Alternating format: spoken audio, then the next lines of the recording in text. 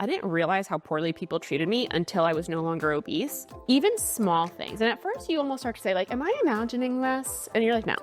It's pretty much a universal experience for people who've gone from one extreme to the other. Jamie, I'm so excited that I'm like, we've been planning this for so long. I know. I'm so excited that like you're actually sitting in front of me now. Oh, that makes me feel so happy because like I said, I've been following you for years. You're so sweet. I've been following you for so long. It's so funny. I love it, and I love the pink. Like Thanks. it's such a good vibe.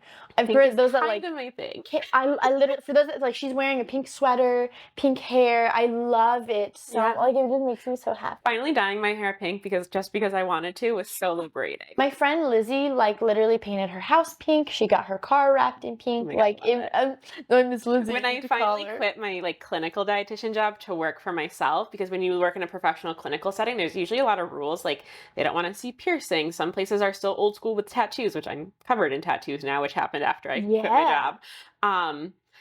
And you're not supposed to have like fun colored hair. Like they're very like a lot of clinical settings. Yeah. So as soon as I like quit my job and started working for myself full time, I dyed my hair pink. I got all sorts of tattoos. Love it.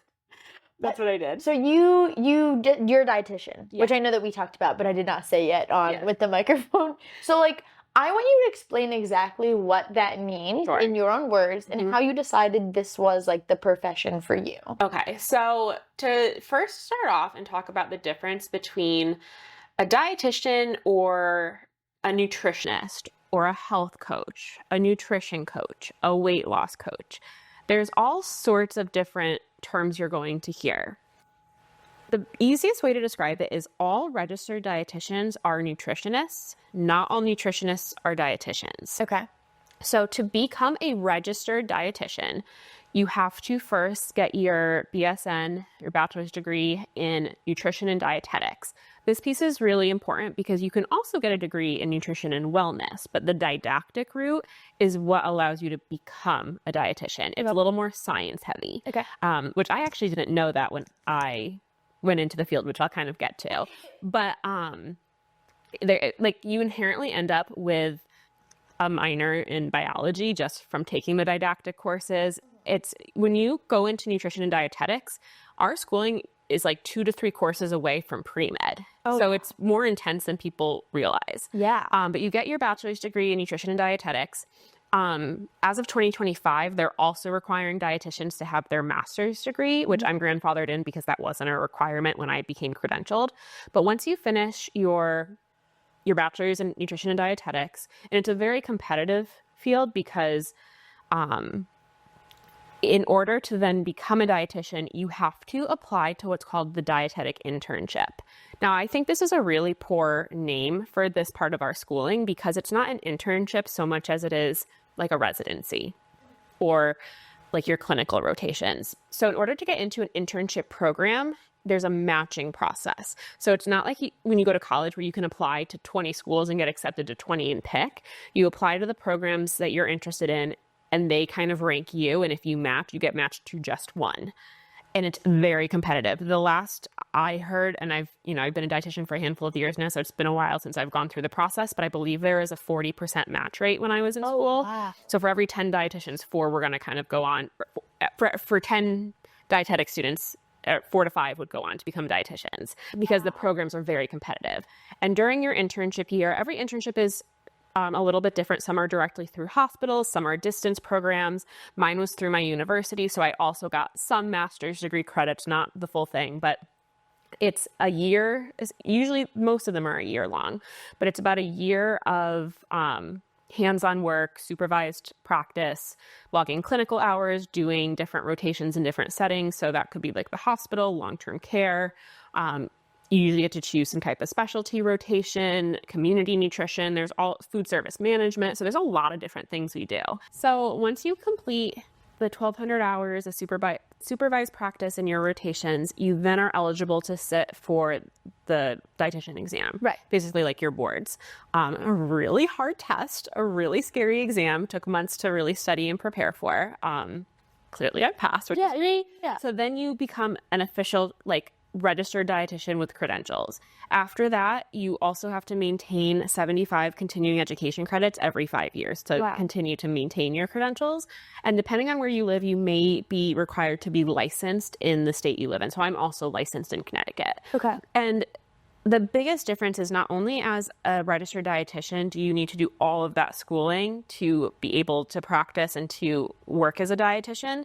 So the biggest thing to understand is to be a dietitian. Oh, I remember what I was going to say now. In order to be a dietitian and to uphold your credentials, we also have a code of ethics to follow, very similar to, doctors and nurses and things. So as dietitians, we only give out evidence-based nutrition recommendations and guidelines, which means any of our recommendations are backed by science and evidence and data. A big part of what we do, and to give you some more examples, dietitians work in so many settings. Right. We work in clinical settings like hospitals and long-term care. My previous full-time job was in a skilled nursing facility on both the long-term and dementia units as well as the rehab units. So you see people with all sorts of needs. You see, dietitians, we're the ones that prescribe diets in hospitals. We treat disease states with nutrition. We work with people who are on dialysis, going through cancer treatment. We work with people who need tube feeds or are on trachs. And we work with some very medically compromised people to ensure they're getting proper nutrition. But dietitians also work in school systems, not so much in the classroom typically, but more so with creating like the meals and working with like the food service aspect. Dietitians work in lots of different food service settings. You'll see dietitians being like managers in the kitchens of hospitals and things, ensuring people are getting the right diet. Work in public health, different community settings like WIC or SNAP.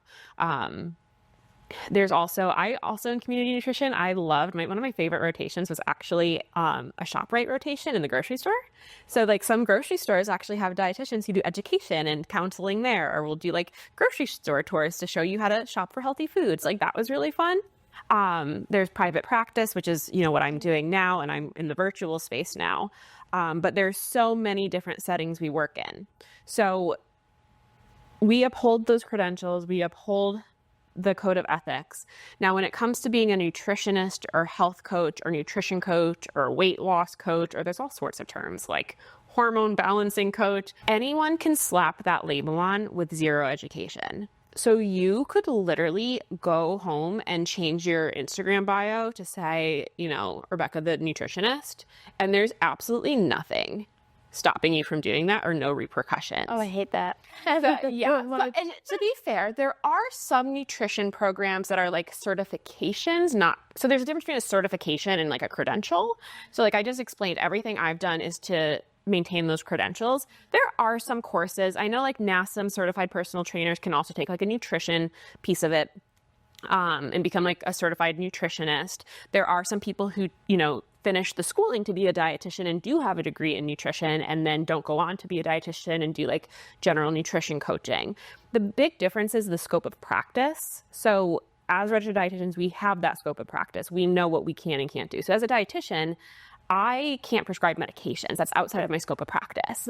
Just like if you are a nutritionist and not a dietitian, you can't be prescribing diets. And the problem is too many people are calling themselves whatever they want because there's no repercussions and there's no way to mandate that really. And they will give out diet plans. They will give out macro plans. And people don't realize you could actually do a lot of damage if you don't know what you're doing. And I've seen it done before because you don't know what you don't know. And I like to think most people are trying to do good. But when you have no education or training, and again, some people have moderate, but again, you need to make sure you're staying kind of in your lane. Absolutely. There's a difference between saying, oh, you might want to, add some vegetables to your plate because it might be healthy in a nutrition coaching session versus saying you should really be getting 180 grams of protein per day because that's what you need. If someone has compromised kidneys and is not on dialysis and you tell them to go eat 200 grams of protein a day, you're going to really strain their kidneys and hurt them. So it's just like one very generalized example, but you don't know what you don't know. Yes. So that is to kind of explain the difference. So some nutritionists might have some credibility, but they're still not dietitians. So when it comes to getting nutrition advice, you want to be very mindful of the self-proclaimed coaches and nutritionists and whatever other terms they're using on the internet. Unless you are seeing the terms registered dietitian, And the credentials are either RD for registered dietitian or RDN for registered dietitian nutritionist. If you are not seeing those credentials, I would strongly encourage you to seek nutrition guidance elsewhere because you just don't know what you're getting. It always makes me giggle. Like, you would never just go to someone who said, oh yeah, I Googled your symptoms on Google and here's what you need. Here's the medications that you need. Like, you would never, or, hey, I Googled like how to build a house. I watched a YouTube video. Totally let me build your home. Like, you were, it's like, yeah, like I watched a few YouTube videos, like I'm your architect now. Right. Like, you would never let that fly. So I don't understand why there are some professions that people are like, nah, I've Googled enough. It's totally fine. It's kind of like this might be not like the best example, but another example to kind of show is, you know, there's registered nurses, right? Who are, you know, again, just like dietitians, people don't realize we're very clinical, but like are very clinical, go to schooling, same thing, supervised like clinical hours, like they know what they're doing. And then you have maybe a phlebotomist who can take your blood or prick you. Mm-hmm. You're not going to have the phlebotomist giving you your medications and doses. Yeah, no. Like they have similar things maybe, yeah, but not even close. No. It's kind of like to show you like it's a different service entirely, yes. But too many people are presenting themselves like experts. And the other issue that we're really seeing is because there's no way to really like rein this in or mandate this, because anyone can be a self-proclaimed coach. A lot of people in the online space, especially now with, you know, TikTok and Instagram, have huge followings and are really misleading people and don't even realize what they're saying could be dangerous because it's not true. So, and when you add on to the fact that many of these people, you know, have some skin in the game with promoting certain supplements or, you know, products, which, to clarify, there's nothing wrong with, you know, being a creator and having partnerships. I have them myself. Right. But you want to be mindful of what you're promoting and how. Mm-hmm. Saying, you know, this green juice is going to magically make you do X, Y, Z. Like that's, I mean, the green juice might give you some vitamins. It's not going to magically change your life. So again, it's how you present the information you're presenting is what matters. So when you go to a dietitian, you know that whether they're promoting something or not, they're only promoting things that are upholding that code of ethics. Whereas with a nutritionist, they might not even know what they're promoting could potentially be harmful. Interesting. Okay. And I know that you have, like, you used to do general dietetic. Yeah, I just said that wrong. No, that's fine. Yeah, that's fine. Really? Okay. Yeah.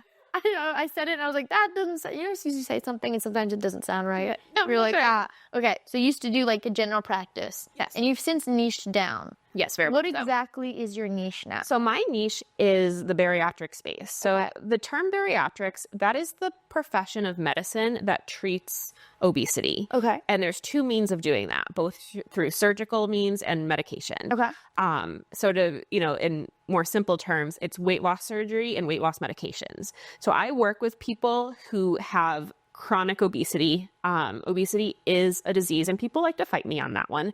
But it is really, they fight you on obesity being a disease? I actually had someone in my comments the other week, like really going hard. And I'm like, I'm sorry if you don't think it's a disease. It is. It's very similar with the stigma. Like people say, well, addiction's not a disease. Addiction is a disease. Yes, it is. Just because you don't think it is and you think it's a willpower thing doesn't mean that it is. So trust me, bro. I know you have a degree, but I Googled this stuff, okay? You literally. Yes, that is my life sometimes. But obesity is a disease and it's a precursor to other diseases. And I'm a really big advocate that people who struggle with their weight, should they want to seek help and treatment, nobody has to. I want to make that very clear. But if you are clinically obese, and the way we define obesity is through BMI, which I also want to say is very flawed and a very flawed measurement. It does have its relevance in certain situations. But obesity is also defined now as level of like adipose tissue, waist circumference, and you also want to look at comorbidities. So like, are you struggling with type 2 diabetes? Are you struggling with heart disease? Are you struggling with sleep apnea? There are other things that coincide with obesity that would warrant wanting or needing treatment. So I specifically work with surgical weight loss surgery patients, and I also work with people who are on GLP-1 medications. Okay. And I help them.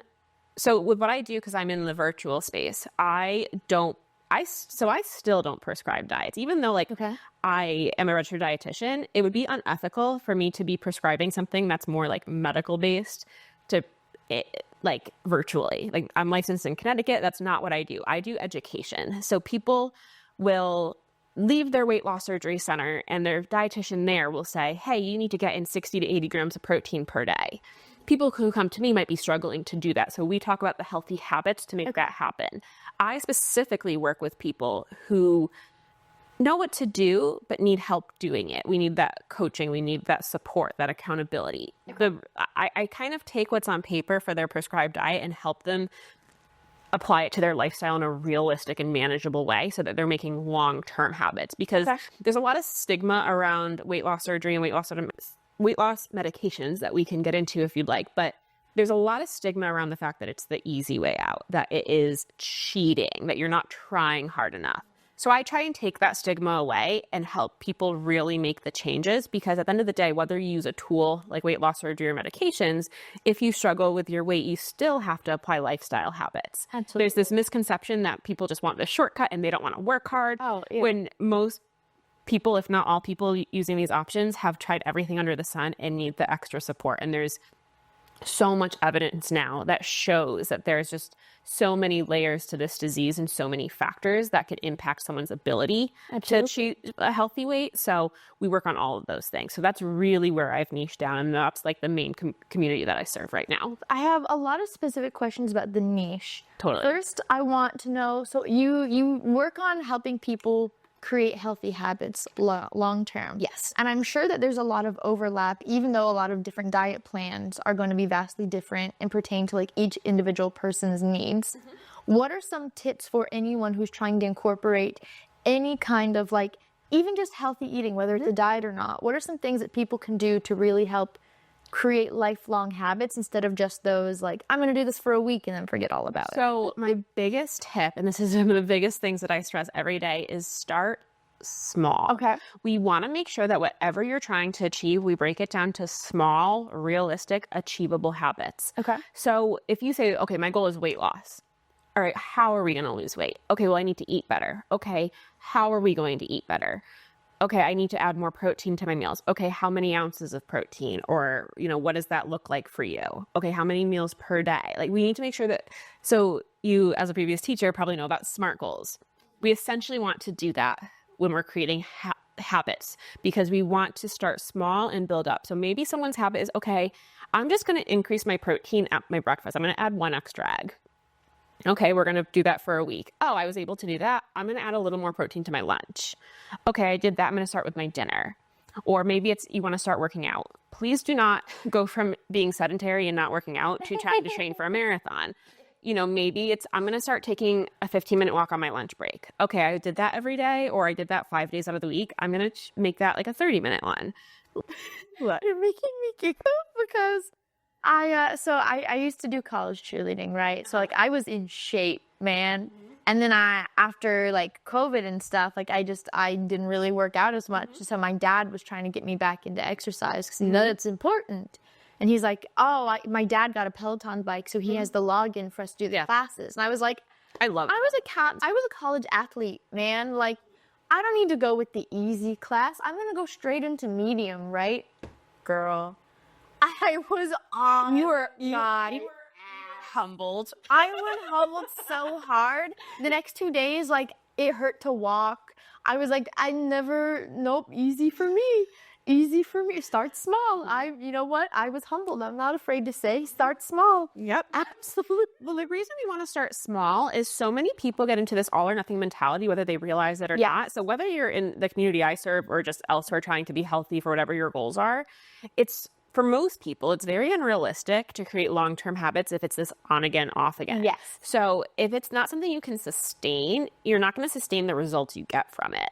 So one of the things to tell my clients is, because they'll say, well, what's the best exercise for weight loss? I'm like, the best exercise for weight loss is the one you're going to do.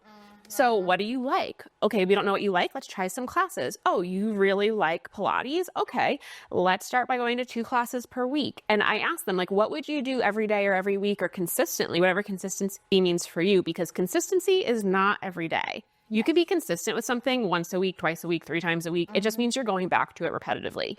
But, what do you enjoy enough to do consistently, even if it didn't impact your weight loss? So I try and help my clients figure out, okay, what do you enjoy enough that you would do all the time, even if it never resulted in a weight loss goal.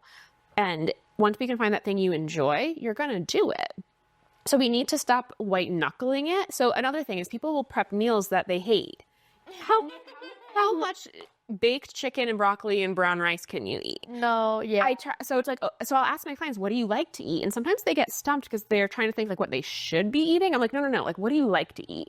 So for example, one of my clients was like, you know, she's post-bariatric surgery, which, to be fair, in my niche, and we can talk about this too if you want to, there are specific diet restrictions, at least for a while, because of like the surgical implications. Obviously, we want to lose weight, but over time, everyone should be progressing back to a more balanced diet. But this one client was a couple years out, and she had been really restrictive for a long time and was struggling with the all or nothing mentality. I was like, what do you like to eat? She's like, oh, I feel guilty saying it, but I miss having like General Tso's chicken. I'm like, cool. How do we make this healthier? So we decided on a brand of low carb, high protein chicken nuggets you could put in the air fryer. Okay. We found a sugar-free, like orange, like Asian style sauce to toss it in, and talked about a healthy way to prepare stir-fried veggies. It made her so happy. I'm like, everything you're eating is totally in line with your goals of high protein, lower carb, a focus on protein and veggies, and you like it. Like, why are we going to struggle through like nasty, bland chicken when we can put a sauce on it that is still healthful and make it enjoyable? So that's really what I help people do is like, well, what do you like? How do we customize this so that you're not just white knuckling it and shaming yourself every day when you can't stick to these unrealistic standards that you or even others have put on you? This is like a little bit of a side note, but you just made me think about it. And I even just made a video about it not that long ago because I've been going through a lot in the last year. And I ended up with, yeah. You know, divorce things, they happen. And I did tell you about that. And so I, you know, lost a little bit too much weight. And so for a while, I was really focused on healthy eating, getting my weight back up. But how do I do it in a healthy way? I want to be mindful. I don't want to fall back into any unhealthy habits of losing too much. And so I just really focused on clean foods and protein, kind of accidentally. Like, it wasn't I specifically cut junk out of my diet. It was more of like, I didn't have an appetite, and I wanted to, like, when I did eat, I wanted to fill myself with healthy things as much as I could, get those nutrients back up. And so once I kind of got up in weight a little bit more, I thought, you know, I haven't had like Cookout in a while. And those that don't know, that's like the fast food in North Carolina. What is it? Cookout. Like barbecue? No, they do have barbecue, but like Cookout is like heaven. What is this? Cookout is like you get like a tray, right? And you can get whatever that you can do. I usually do a cheeseburger. You can do a double cheeseburger. You can do hot dogs. When I think Cookout, I think like you can do picnic. No. It's no. My Connecticut is showing. Yeah, well, it's and nowhere out of North Carolina like understands Cookout. You could do pulled pork barbecue or barbecue sandwich. Like those are your entree, and then you get two sides. Your sides can be corn dogs. They can be. Do they have mac and cheese? I don't know. I can't remember. But they have fried okra. They have cheese bites. Sounds amazing. They have Cajun fries, French fries. There's like 32 milkshake flavors. Jesus. Yeah. No, Cookout is like the place. So, okay, question. Is Cookout the name of like the restaurant? Yes. Okay. Cookout is... I'm thinking like a cookout. No. Okay. Cookout is the name of the Gotcha. food. That makes more sense. And so I was like, I haven't had Cookout in months. I deserve this. Mm-hmm. And I went and I took one bite and I was like, this is so underwhelming. I was so disappointed. Like, yeah. Why? That happens a lot with my clients because after weight loss surgery, there is a period where you do have to be pretty restrictive in your diet. One for weight loss, two for safety. Okay.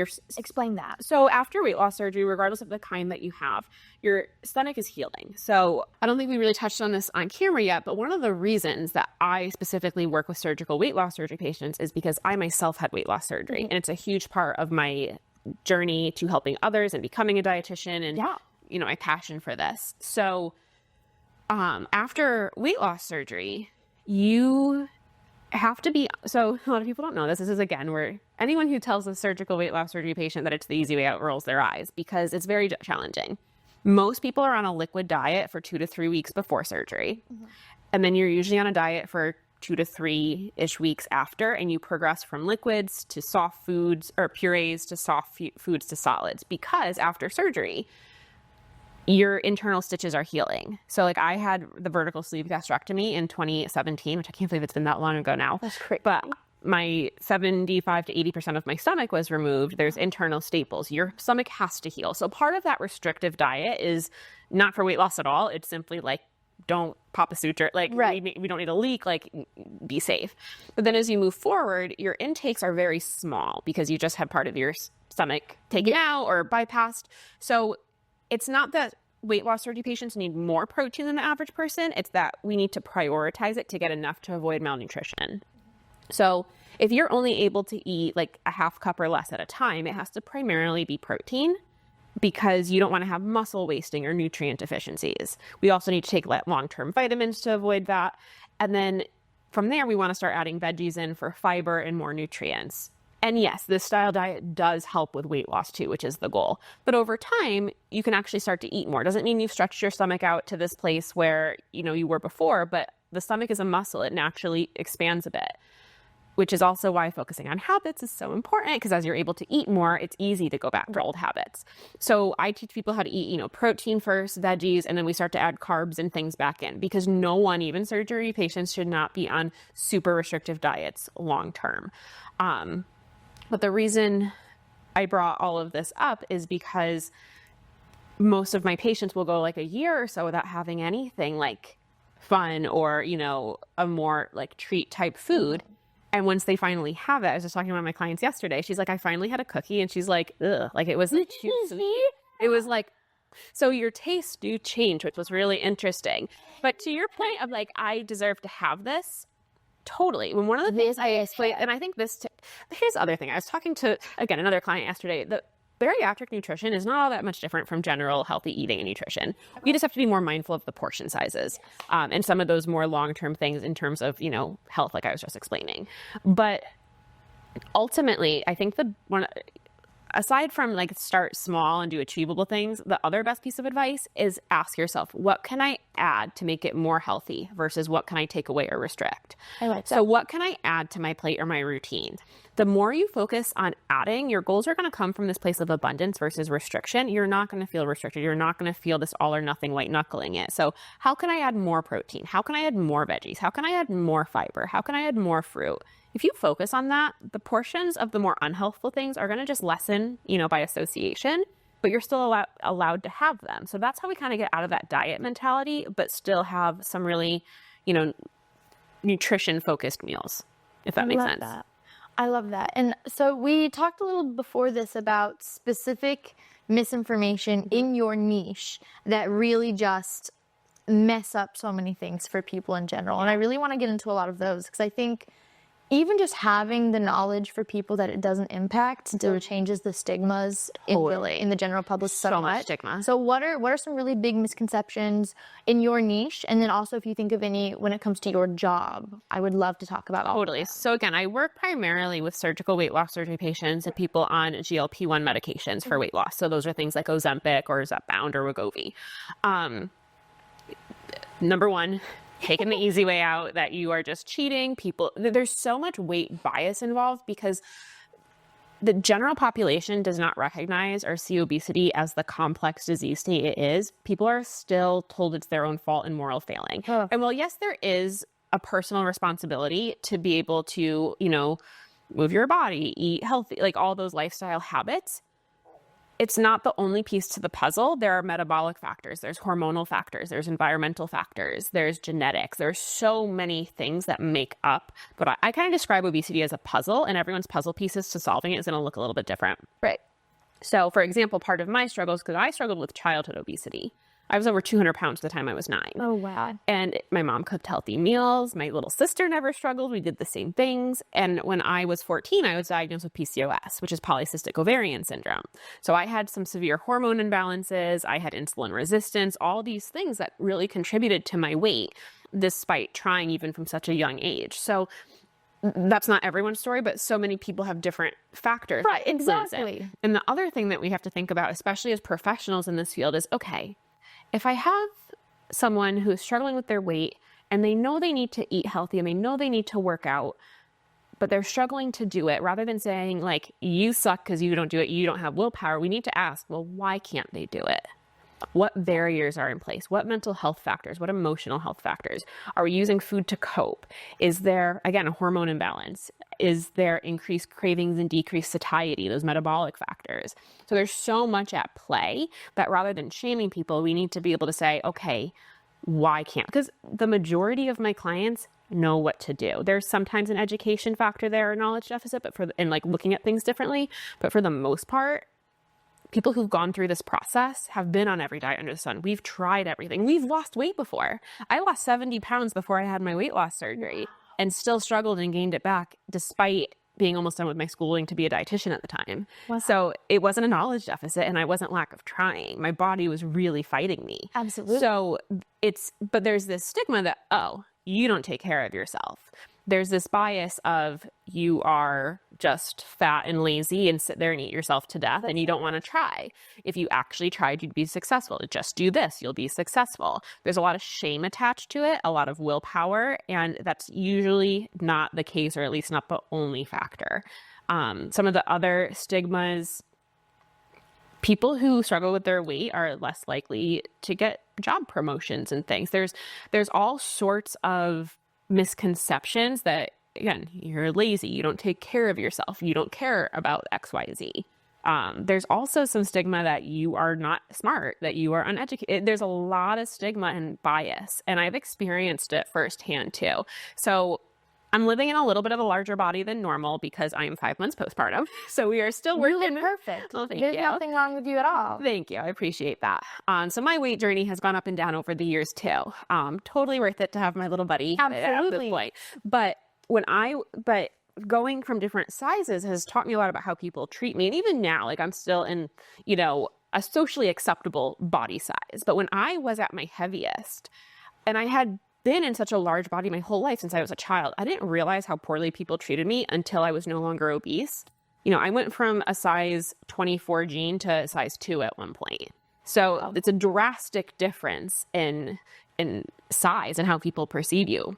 People are so much nicer to you when you're not in a big body, even small things. And at first you almost start to say like, am I imagining this? And you're like, no, it's pretty much a universal experience for people who've gone from one extreme to the other. But and extreme weight loss really messes with your head in its own way. But having, even just like going to the grocery store and someone holds the door for you, or someone makes eye contact and smiles, that kind of stuff rarely happened when I was in a bigger body. People were not receptive to you or kind. And like, so to seek kindness for like no reason, you're kind of like, what's the catch? To go from being completely feeling invisible to guys hitting on you all the time is like, wait a minute. Like, it's very trippy and very, very weird. But people are generally nicer and kinder to you in many ways, even small ways, when you are not in a big body. And it's really sucky to like recognize that firsthand. So I've never experienced like being super heavy. Mm-hmm. I've always been very small, and I've always struggled with eating disorders my whole life. Mm-hmm. And then a couple of years ago when I experienced one, to try and kind of get out of it, I went a little too far on the other side, and I was the heaviest I'd ever been. Mm-hmm. I think I was around like 130, but I was also kind of muscly at the time. And it was so interesting when I kind of hit, going through the life changes that I've been going through, I lost like 30 pounds. Mm-hmm. I was so unwell, and I'm still gaining it back. But what was so interesting is, and it wasn't healthy, like it wasn't a good thing. Like losing 30 pounds was not good. Like I could have maybe lost 5 or 10. Mm-hmm. 30 was not good. Mm-hmm. I should never be 100 pounds at 28 years old. Mm-hmm. That's just not it. And what's interesting, because eating disorders, and this is a very sensitive topic for a lot of people, but eating disorders take different shapes and forms. Yes, and they kind of come out and manifest in different ways over time. Well, what was so weird for me is that while I was going through things, I kind of went through lulls of not posting, right? Sure. And there was a time where I was like, I need a photo to post, but it feels weird posting something from when I was heavier, but like, I guess it is what it is. Like, I just need something. So I posted a photo. It was a full body photo, and from a year ago, and I got a comment that was like, thank God you look great. You were starting to look kind of chunky. And I was like, wait, first of all, what is wrong with you? Right. Second of all, this is from a year ago. People are so unhinged on the internet. I get some unhinged Why comments did too. you say that to me? Like, And I think to your point, it doesn't matter if you are, you know, not in a large body or if you're in a small, it's not okay to comment on someone's Right. size regardless. Or even when people are like, oh, you're looking great. No, I'm not healthy. You need to stop telling people And I was- who are drastically losing weight how great they look, because it's not always healthy. Stop doing that. And I think unless you know for a fact that person is like healthfully on a weight loss journey, and how you deliver the compliment It's okay, a quote is like, so for example, if you know someone who's been morbidly obese and you know, because they've shared with you, I am purposely trying to be healthy, because sometimes you don't know that they are. Is saying you look really happy right now is a much, like, you look like you look like you feel really good, might be a better compliment than like you look so much better skinny. Like, it's how it's delivered is so important, and it's not okay because you never know what someone's going through. And we were chatting a little bit about this before off camera, but I struggled very much with an eating disorder when I was about 19. And so what had happened was I had gotten to a place where I was in college. I was at my heaviest. This is before I went to school to be a dietitian. I was actually studying English and education. I know, I wanted to be a teacher. It's crazy. I was actually ahead in school. Like, I would have graduated early. And then one day I was like, I'm going to be a dietitian and switched all over. So that was, and at that point I did not know that you needed all these science degrees. So after being in English and education, I had like none. So I really started over. So that was a learning curve to be like, wait, I actually take anatomy and physiology. Wait, what? So I didn't really... Also, I got like a late term like ADHD diagnosis recently. So, but like looking back, I'm like, that was a total ADHD move of like, boom, I'm going to change fields without even looking at it. I was inspired one day, but we'll get to that. I love that. But before that, I was in school. I was even like walking to class was hard at this point. The highest recorded weight I ever saw on the scale, and I'm like 5'3" for reference. The highest weight I ever saw on the scale was like 270 or so. I'm pretty sure I was pushing 290 or 300 at one point just because I wasn't getting on the scale for months. But I was struggling to walk up the stairs to class or get to my classes on time. It was uncomfortable to sit in desks. I was so depressed and isolated. I didn't socialize. And I got to a point where it's like, because I used my PCOS diagnosis almost as an excuse for a long time, because I was like, well, I have this thing. It doesn't matter what I do. I can't lose weight. Because when you have PCOS, it's very challenging to lose weight. So, and I didn't have proper guidance. I just kind of gave up. But I got to a point, I'm like, you know what? It doesn't matter if I never lose another pound again. I can't keep gaining. So I started on my own, doing my own research, which was not great because, again, misinformation online, but I started doing some things that were good. I started, going to the gym more consistently. I started eating better. And in a pretty healthful way in that year, I lost 50 pounds. It was over the next year, like the holiday season, I gained a few back, like 5, nothing crazy. But it put me into a spiral of, oh no, I cannot gain this back. And then the disordered eating spiraled. It went from healthful eating to I was going to school full time. I was waiting tables at night, going to the gym. So I was on my feet a lot, and I would have nothing but like an apple and coffee for the day. Like, it was really bad. But I proceeded to lose an additional 20 pounds to get to the 70 pounds down. And I got so many compliments. You look so great. Because, and there's like, I've seen like this meme before where it's like, if you're thin and you get an eating disorder, you go to treatment. If you're heavy and you get an eating disorder, you get praised. Oh. And it's true, because people don't look at, and binge eating disorder is its own thing, which is just as, detrimental. And I've gone through periods of that before too. But at this point in time, it's like you're being praised and praised and praised because you look thinner. And it was once I went to therapy and got help that I became really inspired to become a dietitian. And I always thought I'd work with PCOS patients. That was like the niche I wanted to go into. And I initially knew, like, going into school, I want to have a private practice. I want to work with PCOS patients so that they don't have to go through what I went through. And I still luckily get to work with those patients in what I do. But I was in my last year of schooling to become a dietitian before the internship process. And I had gained all the weight back by being healthy, because once I learned more about proper nutrition in school, I was doing those things. But because I had gone from a place of such restriction for so long to eating a balanced diet was putting me in a surplus, and I was rapidly gaining weight again. So I got to a point where I was like, I have done all I can. I've gone to therapy. I am on my way to becoming a registered dietitian. I need another tool. Like, this is not working. And I finally decided on weight loss surgery. And it was like the scariest decision because of all the stigma, because of all the bias attached to it. And I didn't tell a lot of people. I felt so much shame. I felt like there's a lot of limiting beliefs, a lot of mindset stuff, but who do you think you are helping other people when you can't help yourself? Because I believed what a lot of society said, this is a moral failing, you suck, and you just want this cop out, which was not true. So I had my surgery during my dietetic internship year, which was wild. Over my Christmas break, I had my surgery. So that was being on my liquid diet for 2 weeks prior to surgery while being in my clinical rotations at the end of the semester was really hard. I'm sure. Really hard. But I ended up having my surgery, and it was at this time that I ended up trying to seek out my own support because I had none. I mean, my mom knew, and my then boyfriend, now husband, knew, which I get that question a lot too. Did you meet your husband after surgery? I'm like, no, he's been with me literally through thick and thin. But he's the best. But they knew, and they were very supportive, but no one understood. It's a very overwhelming feeling, and it's a permanent decision, and it's scary. Right. And I was going through the process to get approved for surgery, which there is a huge approval process. It's a 3 to 6 month waiting period. You have to go through multiple rounds of blood work, counseling, psych evaluations, dietitian appointments, cardio appointments. There's a lot that goes into getting approval.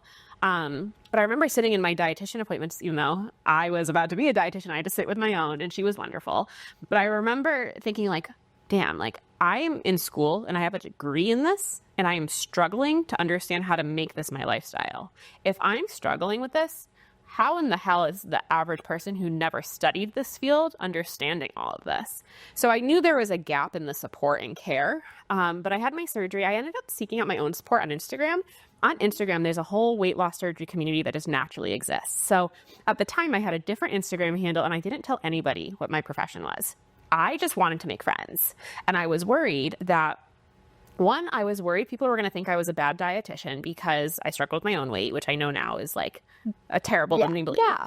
But at the time, it felt very real. And 2, I didn't want people to not want to be my friend, essentially, or make connections with me because I was a dietitian, because there's also that oh, you're going to judge what I'm eating, which I have faced that at certain points in time in the community itself. But at the time, I didn't tell anyone what I did. I just made friends. I went to some local meetups to meet other weight loss surgery patients. Some of those girls became my best friends and were at my wedding.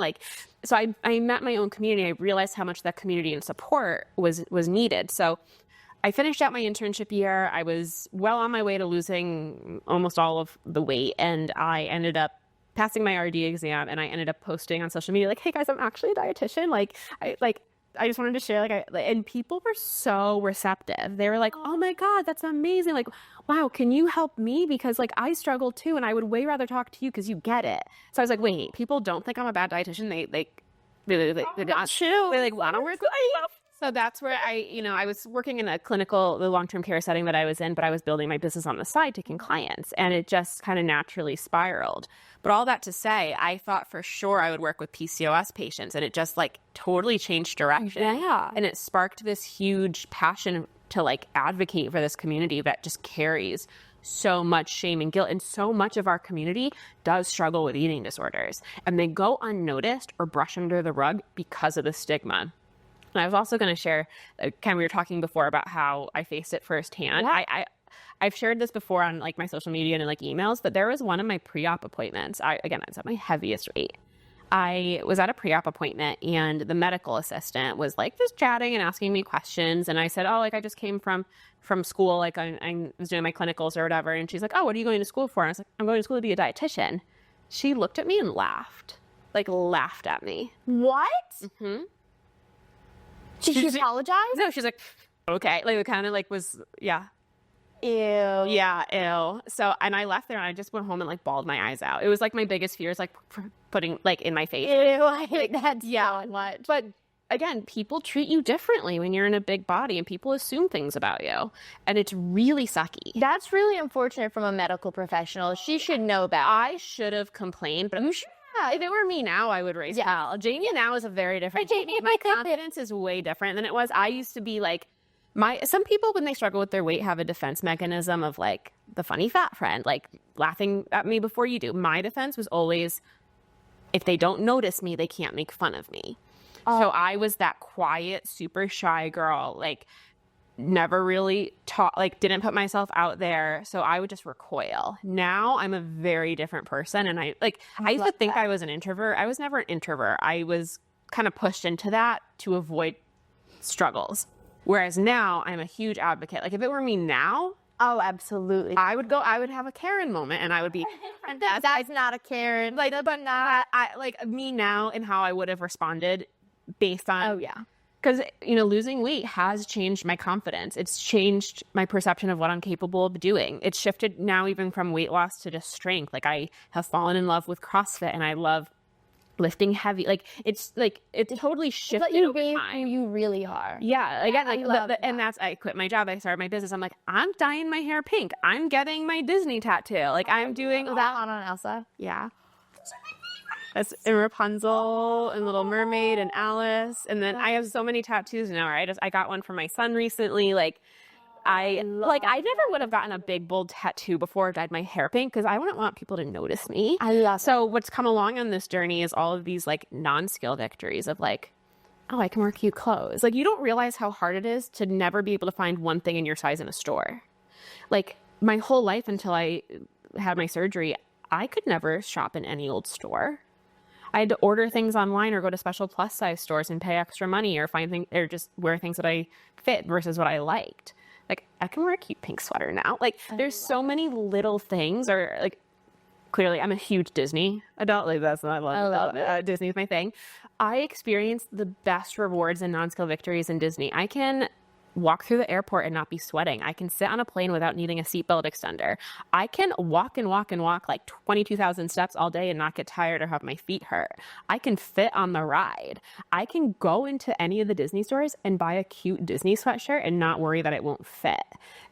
I can go and I can enjoy the food mindfully and not make it about the food. Like there's so many wins, and that's what I try and explain to people. Like, because some people feel a lot of guilt about wanting to lose weight. There's a lot of rhetoric online, especially from some of the intuitive eating space and body positivity space. And I'm not saying that those spaces are negative. They bring a lot of good, and there's a lot of good that comes from that.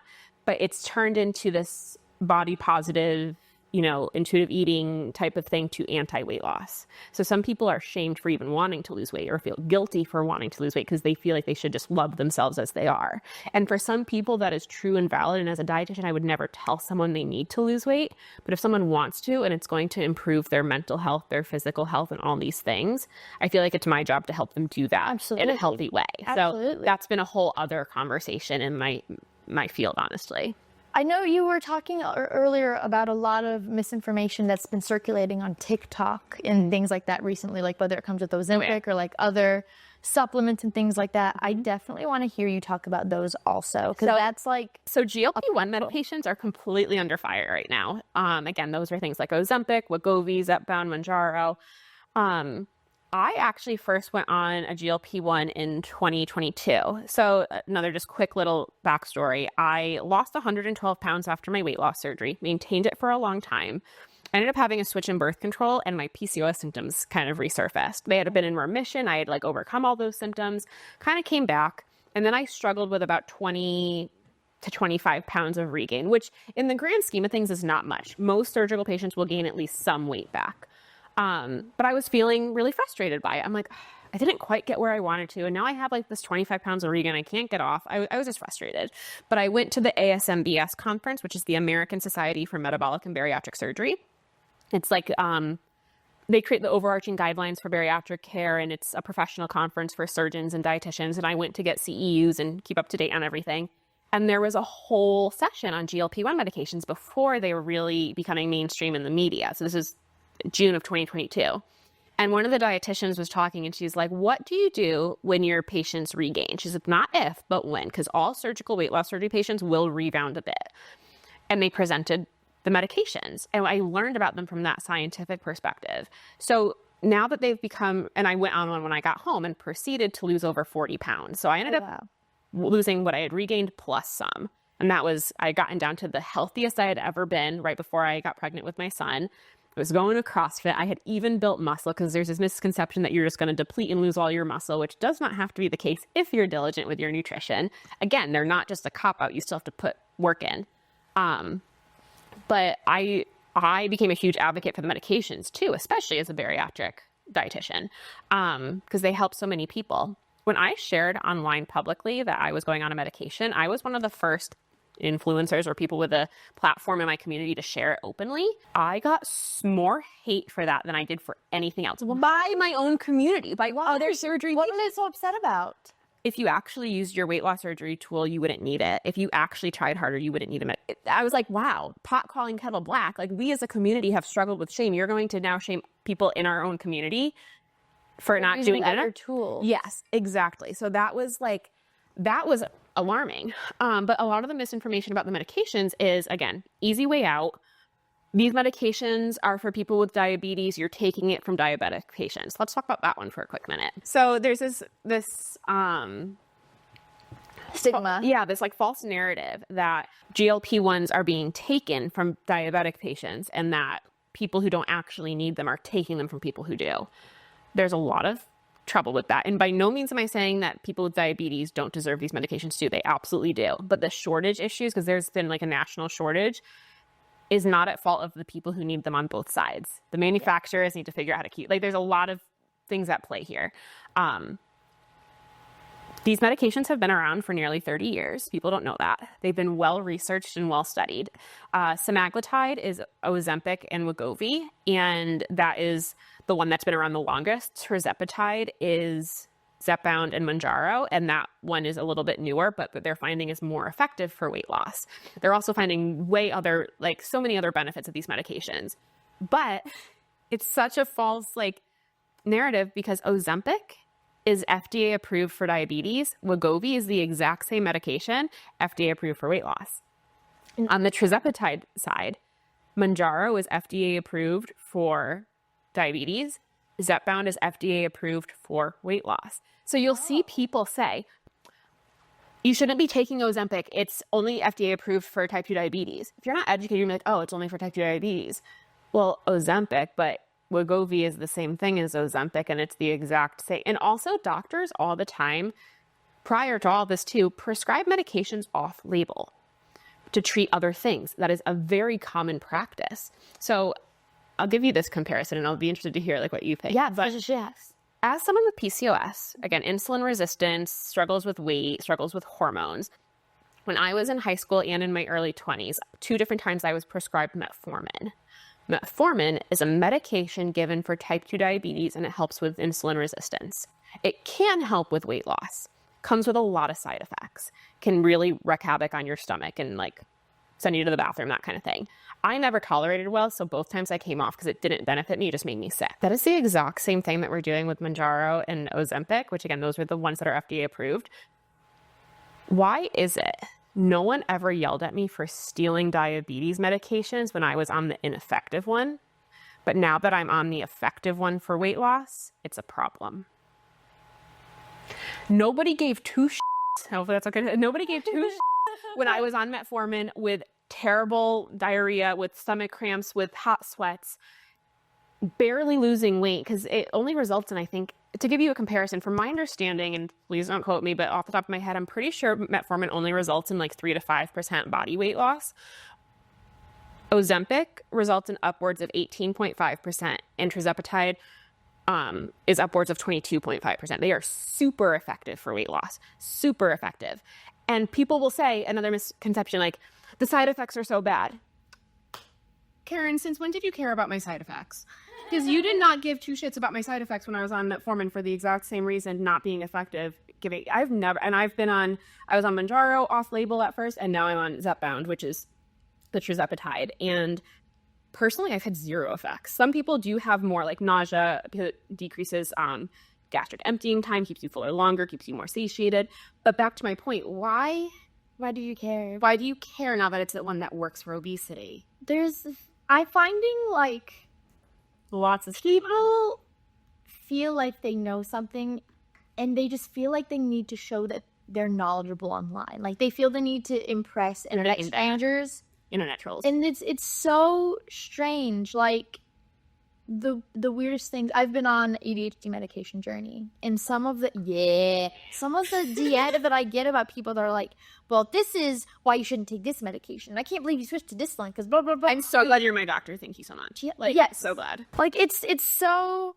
I'm like, you don't understand that this medication that you're telling me I need to go back to, like, it made my anxiety really bad. But you don't know that because you're not my doctor. Yeah, I have that too. Like, you're not my doctor. You don't know anything about me or my medical history. Like, no, I can't take this one. Like, someone keeps trying to you can't prescribe me medications. What are you talking about? Like, I have some weird stranger in my DMs that's constantly like, you need to get off Adderall and you need to start Vyvanse. Vyvanse has a worse appetite suppressant, and I'm losing too much weight. My doctor already started to steal my Adderall. Like, which, to your point, Vyvanse is actually, so not to get too far off. No, you're fine. I got a late ADHD diagnosis, and I only got that diagnosis like 2 years ago, and it was after we got my anxiety under control.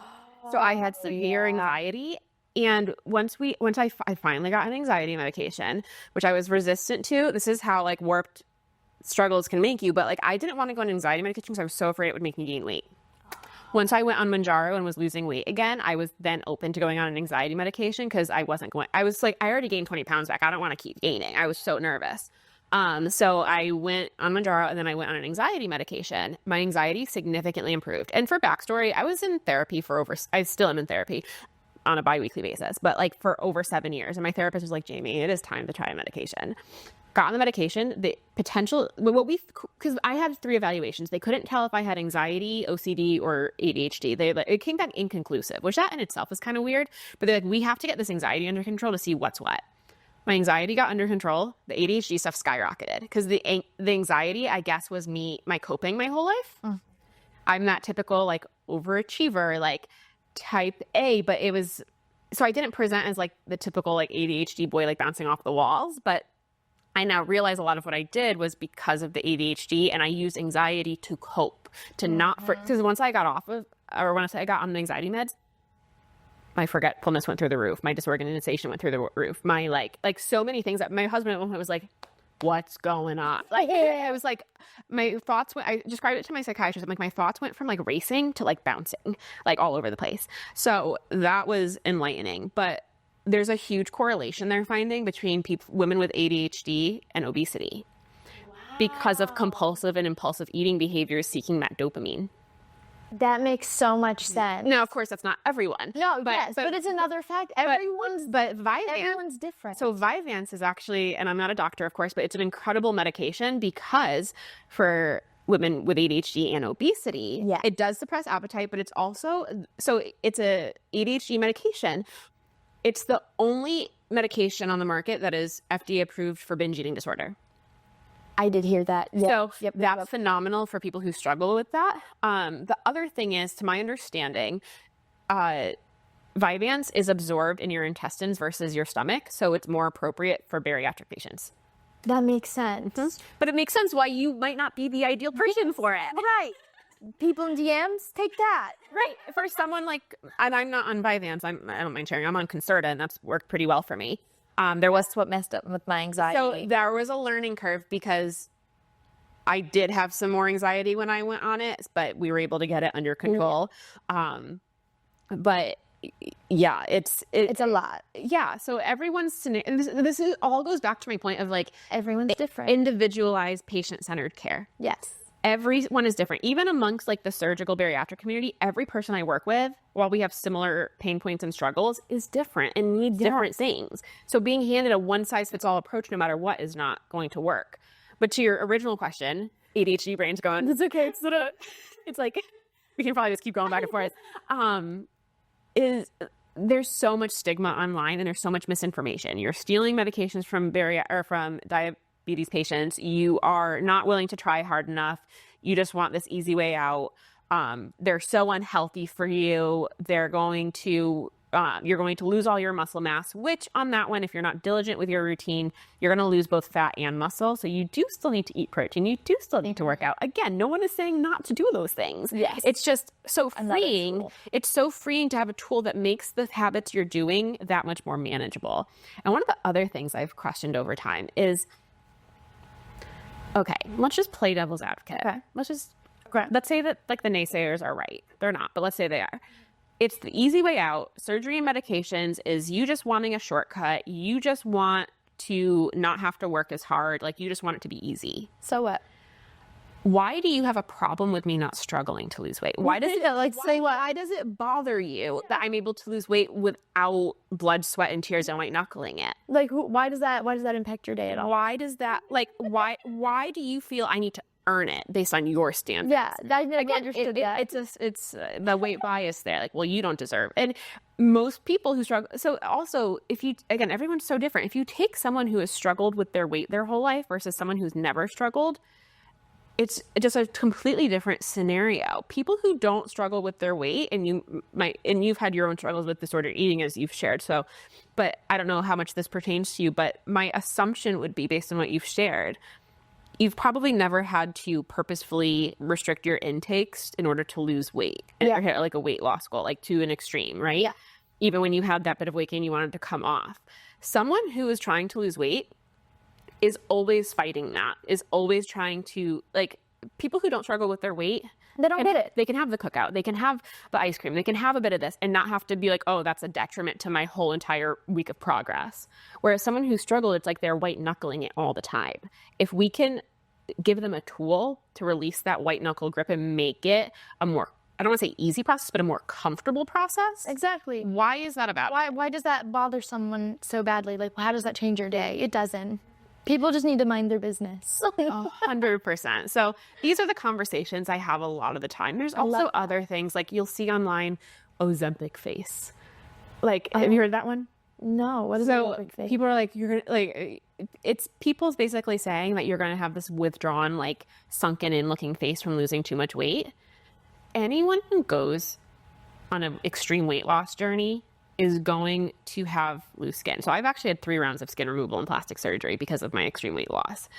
But whether you have surgery or not, or lose weight without a medication, you might have a little bit of skin or a little bit of like your cheekbones, but that's because you've lost fat in your face. Yeah. So that's like a whole thing. The other problem is, and like I think a lot of the misinformation stems from the misuse of the medications. So unfortunately, there are people using them for vanity weight loss. So vanity weight loss is different than medically supervised weight loss, which is what these drugs are intended for.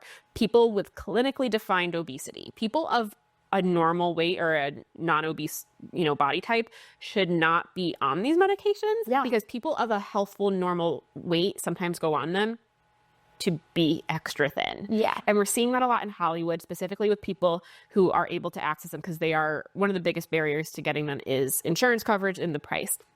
But you have these celebrities that are able to access them from whatever means, because you do need a prescription, so whatever they're doing, and losing an exorbitant amount of weight just because they can and perpetuating this like unrealistic standard of thinness, that's a problem. Yeah, for sure. But then there's also, this one cracks me up too, like sometimes when you see a celebrity who's had like struggles with their weight and then they're no longer struggling, it's like, well, she must be on Ozempic. Does she not deserve it too? Who cares? Who cares if she is? Why does it bother you? I do have suspicion that certain celebrities have had weight loss surgery, and this is a personal thing, not a dietitian thing. I wish they would be transparent about it because it could better advocate for our community. I think it is deceitful to be in the spotlight so if you are just the average person and you choose not to share about your medications or your surgery, that is your right and you have absolutely no reason to.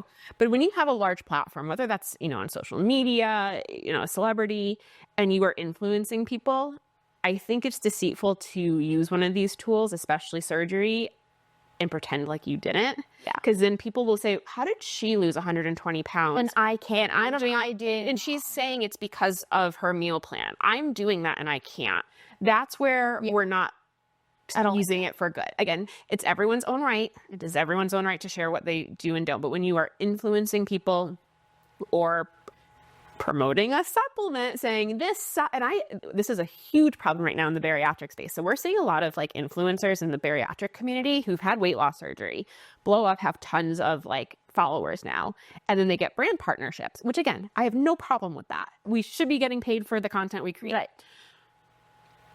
But how you attribute it to your weight loss matters. So saying, this is my GLP-1 gut activator, super gut supplement, and it helps me turn off the food noise and lose all the weight.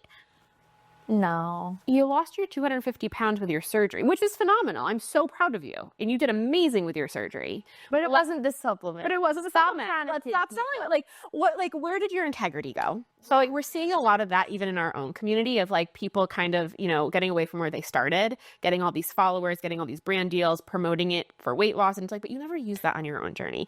You prepped your meals, you drank your water, you moved your body, you had weight loss surgery, you did the right things. Let's keep promoting that and give credit where it's due. It wasn't the green juice. It wasn't the fiber. I feel like a lot of people don't realize that just because a brand says, hey, we want you to say exactly this, you can say, no, I'm going to make it more. I have a couple brand partnerships. I have very few brand partnerships. Like I have 2 right now that I'm really, you know, passionate about. And that's because I'm passionate about it. It's ethical for me to promote what they're offering because of, you know, all the things. I get asked to do brand deals all the time. I get so many people saying, hey, you want to promote that? Like 95% of the time, it's a no. Do you even follow me? Yeah. Like, no. No, your product does not align with my brand or my goals. Some people say, can we send this to you to give an honest review? I'm like, do you really want an honest review? There you go. And sometimes people send me stuff and I choose not to review it because I'm not out here to slander companies. Yes. But your fiber supplement is not magical. It's great for fiber. I have a series on my Instagram right now called Truth or Tale where I do review products and I say, like, this is what it does. This is what it doesn't do. Choose it if you'd like to for what it does, but don't pretend it's going to give you a magic answer. I love that. So, you know, like one of them is one of the GLP-1 activators. It's really a fiber supplement. Fiber increases satiety. It keeps you fuller longer. It helps with digestion. Fiber is wonderful. As a dietitian, I'm constantly telling people to get fiber in. That's fantastic. But don't present it as giving you the same results as a GLP-1. Yes. Because it's not. No. Because then you're people who can't, then you're preying on people, particularly low income people or people who don't have great insurance benefits, to say, you can't afford a GLP-1. I know you want one. Here's this magical activator. It's $55, or there's actually one on the market. It's from, I did a review on it. It's an MLM that has this GLP-1 activator like bundle series. And it's like $200 a month or something still. Yeah. And it doesn't work. No. And they claim, because I did a whole deep dive in the research, they're like, it activates GLP-1 140%. Now, if you don't have great knowledge of these medications, you're like, 140%? That's more than 100. That's amazing, right? So GLP-1 is a hormone that's naturally produced in our gut. It increases satiety, which is feeling satisfied with meals. It decreases hunger. And when you have it in an injectable form like these medications, you're getting it at a therapeutic, consistent dose. So every time we eat something filling in fiber and protein, we're activating GLP-1. So it is true, you can absolutely activate GLP-1 naturally. But saying that you're doing it naturally is implying you're getting the same results is misleading, because when you do it naturally, just simply by eating this way, the rise and fall in the GLP-1 levels is inconsistent and it burns through really quickly. So the medications give it to you at a consistent rate at a therapeutic dosage. When you are injecting yourself, because they're injectable medications, when you're injecting yourself with semaglutide, which is Ozempic or Wegovy, you're getting it at 700%. Oh. So when you're saying this GLP-1 activator increases GLP-1 by 140%, it's like, correct, but the medication is by 700. So again, there was an influencer in our community who was real big on this, and I was like, people, Girl, stop. I was like, you never use this to lose weight. This is a complete MLM. You are like a pyramid scheme, which pyramid schemes prey on the women who are selling it too. So she herself is a victim to the pyramid scheme. But I didn't personally call her out, but people were like, is this legit? Is this? I'm like, no. Like, yes, and she's like, but you can activate it naturally. I'm like, yes, you can, but it's not the same thing. So I feel like I'm constantly just trying to educate people, because there's so much misinformation from every angle. And unless you know how to interpret data and look at, like, I looked at the study. Yeah. There was no placebo. It was not a double blind study. Their sample size was super small. All the data was subjective. Like, it was not a strong study. And the study was funded by the MLM itself. No. Who gained you. So like, but you say it's clinically proven and people are like, oh, well, there is a study and it's 140%. They're not wrong, but they're not, it's showing misleading. It's so misleading. So I feel like I'm constantly like, woosah. Like, let me explain this to the people who need it explained to. Because again, you're preying on people who don't have the funds and what They don't have the knowledge. and one of my clients who I'm working with one-on-one who's doing phenomenal sent it to me. She's like, should I be getting this? And I'm like, no, girl. And she's like, wait, so it's basically a different one is like a fiber supplement. She's like, it's basically Benefiber. I'm like, yeah. She's like, so I could just pay like the $12 at the store for the Benefiber versus like the $45 here. I'm like, yeah. Yeah. I can't. So that's my world right now, especially with the medications. Can you also, I still have so many questions, but I also know that like we both have things that we have to do today. So like, Sorry, I could talk real. Literally, this is so fast. Like I have so many questions, but I also know that I have to catch a train. I'm looking at my thing and I'm like, oh. So I definitely want to do a part 2 episode at some point. Absolutely. But so before, with so many other questions, and I definitely encourage other people to put like other questions in the comments because this is so fascinating and I'm learning so much. So, but before we wrap this one up, is there any last minute things that you want to share, clarify, tell anyone about, whether it's bariatric, like the bariatric niche, or dietitians and diets in general? I think I just like to summarize, it's okay to need support. One of the biggest things I've learned just by having my surgery is it's okay to ask for help. Like I am a dietitian and I myself need help. We all need help and support. So please don't feel ashamed to reach out and get it. It is totally okay to need a tool if you're struggling with your weight. Talk to your doctor, slide into my DMs and I'll help give you resources on how to do that. One of the questions people might have is like, which should I choose, surgery or GLP-1s? That is something to talk to your doctor about. GLP-1s are getting a lot of hype right now, as they should, because they are truly a breakthrough in bariatric medicine. Like they are. They're not just this fad that people are playing it out to be. Like they are changing the game. However, bariatric surgery is still the gold star. So don't just ride that one off. I personally don't think I would have been as successful as I've been if I hadn't had surgery too. It's okay to want to lose weight. Make sure you're doing it healthily and not falling down that rabbit hole of on again, off again restrictive diets. It's not going to get you to where you want to go. If anyone has questions about anything I've said, my DMs are always open. What's your handle? You can find me at The Sleeve Dietitian on Instagram and TikTok. The best place to go for all my resources is www.thesleevedietitian.com. Also, I know you'll probably have a book. I do have a book, and I actually brought it here for you to have a copy. Oh my God, I love it. So I wrote a book going on. It came out in September of 2023. It's been my long dream to become an author. So it's called The Easy Way Out: Why Bariatrics Isn't Cheating Obesity, It Is Treating It. It's meant to advocate for this community of people that has so much shame and stigma. You know, it is a disease. We deserve treatment without shame. It's meant to educate people. So a lot of people come to me like, I know I want to have surgery, but like my partner just can't get on board. Like if he's open to reading this book, like you might want to. It did hit the #1 bestseller list on Amazon, which is really cool. That's awesome. So I have my book, and then any other resources. If you go to my website, I have a blog that I'm really passionate. I love writing, so I have a blog that I wanted to be an English teacher, right? So I get to teach through writing still. So I have a blog. I have free resources. I have a membership community called The Tribe. It's the Real Insights of Bariatric Eating. It is a combination of self-paced video modules where I teach you everything you need to know to be successful with surgery or being on a GLP-1. We've got hundreds of recipes, workouts, and then we have a virtual calendar. So we have anywhere from 25 to 40 live support groups every month to help supporting you with regain, emotional eating. Like it's we have a neurodivergent habit planning group. I love it. We have both peer leaders and professionals. So I have other dietitians who had surgery. I have therapists who had surgery, all in there supporting you with these things, making sure you're getting legitimate evidence-based support. So we've supported thousands. So if you are part of this community and looking for support, it does exist. Just reach out.